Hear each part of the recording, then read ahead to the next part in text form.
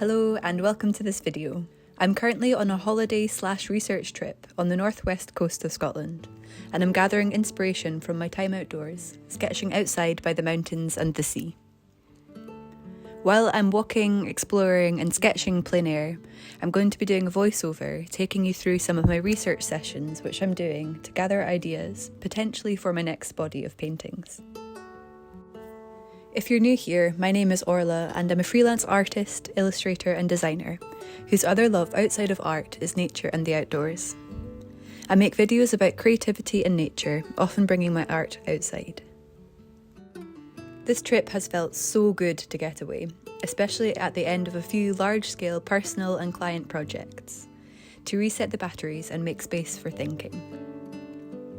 Over the years, working as an artist, I've discovered how essential this open thinking time is for me, exploring and percolating ideas for nothing in particular.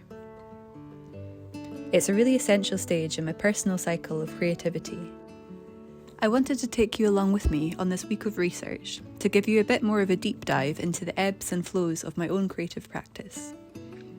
This week of walking, drawing and exploring has been a great way to question what I want to develop in my art next, to have space to see what I'm naturally drawn to. Also, time eating cake, doing non-art related activities and just having a good time and a break always boosts the creative batteries as well. At the time of making this video, I definitely don't have any solid creative direction, so instead I'll be sharing with you where I am at, logging what I'm drawn to, what ideas spring to mind, and seeing what happens organically. I'm also open to this research time not leading to any solid body of work too, that's totally okay. This trip for me is really about regrouping and taking a breath before diving into whatever comes next. I'd love to know how you work and approach the in-between project phases, and it doesn't have to be painting specific. Do you find yourself working in creative cycles on a project by project basis? Let me know down in the comments below.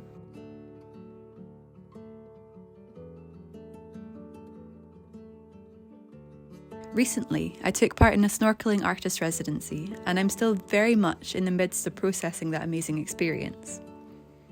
Coming back to the coast following from this residency, I'm being drawn far more to rock pooling, spotting seaweeds and identifying creatures and plants than ever before.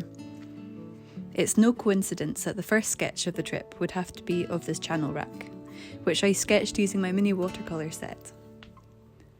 I'm getting far more into using these watercolours for sketching of late and admiring their portability and how well they work within the framework of my go-to mixed media materials.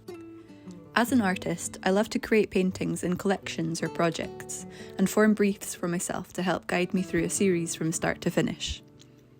This summer, I've worked on some pretty large series of paintings, one for my solo show back in June, and another series of 32 paintings on paper titled Finding Nature. I made a whole video about the making of this collection, plus how I used this series to get out of creative block, and I've linked that video here and down below in the description.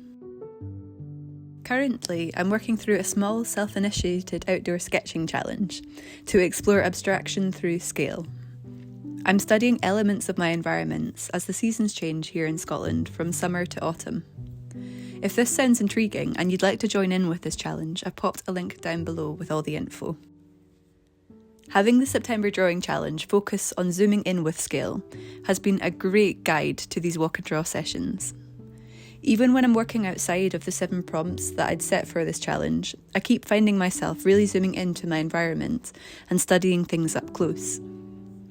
I've been totally drawn in by the geology here, which is some of the oldest in the world, and now have a ridiculous number of photos and videos of rocks. I'd really love to do something with these geological shapes and colours in a future project, so I'm storing these ideas away for later.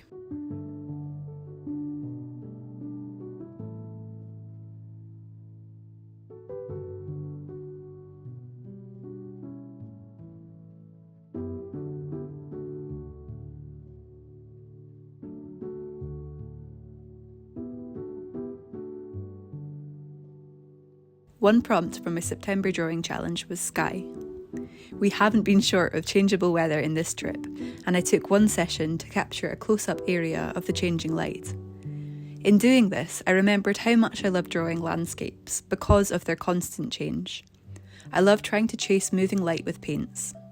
There's something in this never static movement of these wild places that instill energy into both me and my work when I'm responding directly to an environment.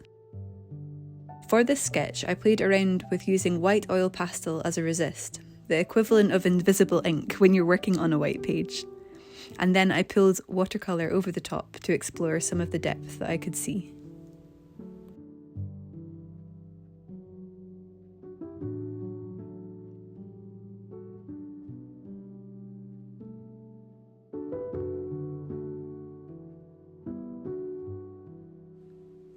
Carrying on with this thread of movement, my partner and I took a walk along Old Shore Moor Beach, which was just epic. The waves were huge when we arrived, and there was just enough time to walk out to the headland as the tide was coming in, do some quick sketching, and head back to the main beach before the tide came in too far. There's nothing like a time limit of looming weather to get yourself drawing with wild abandon. Drawing outside with the wind and rain, well, I just feel it'd be silly for me not to meet the landscape with a similar level of energy and drama in my drawings. For this sketch, I worked in my favourite way using unbound pages which I'd taped down to a grey board to avoid it flying away. Working outside of a sketchbook on loose-leaf paper feels much more natural to me when I'm developing scenes, whereas sketchbooks seem to make more sense for quick studies when I'm focusing more on capturing marks or textures, taking notes, especially while I'm on the move. With this sketch, I stuck to the oil pastels and played with looking at the peninsula in front of me, zooming into different areas and drawing them larger on the page. To avoid overthinking, I turned the page clockwise every couple of marks to explore how these compositions would develop on top of each other. Sometimes I'd draw the line of a silhouette, other times a detail of a rock face. I love the rhythm of this drawing, turning, drawing, turning. It always makes interesting images. I'm planning to pull paint on top of this one later on and see what the oil pastel resist gives me. I've been finding these oil pastels to be a great material at the moment. Their limited palette options have helped make quicker decisions when I'm working outside.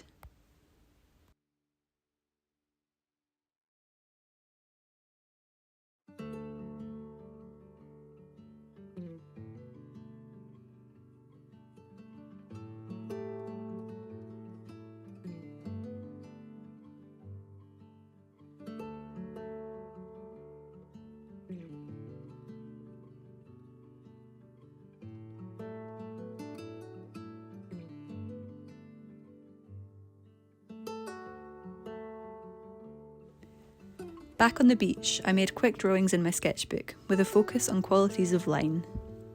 I was picking out colours that echoed how the movement of the water felt and the sounds of the waves.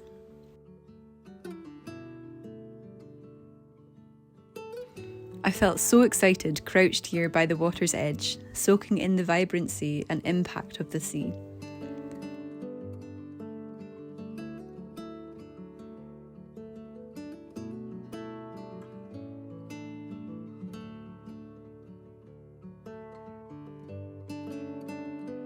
Some of these sketches I did upside down, turning my head side to side, or looking through my legs to help see the water from different angles and spot shapes in new ways I didn't notice before.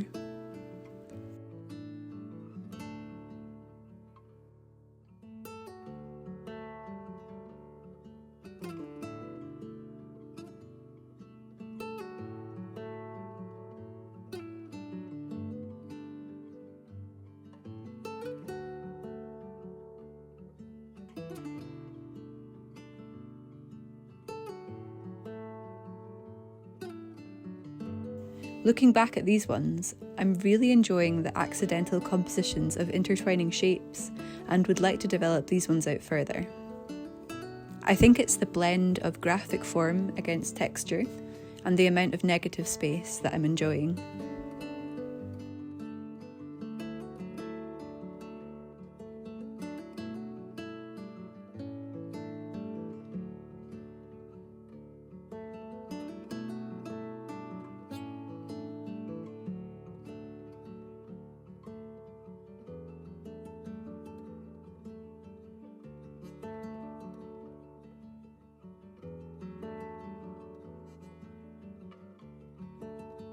Before the holiday is out, I'll be developing some of these sketches out into larger pieces on paper and potentially canvas, so stay tuned to see how this research develops out in the next video.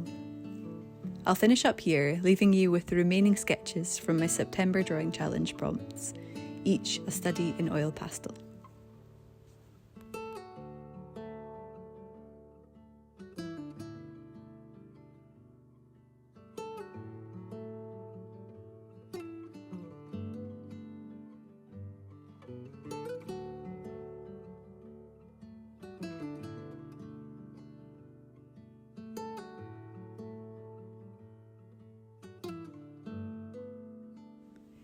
As always, thank you so much for watching, and I'll see you outside.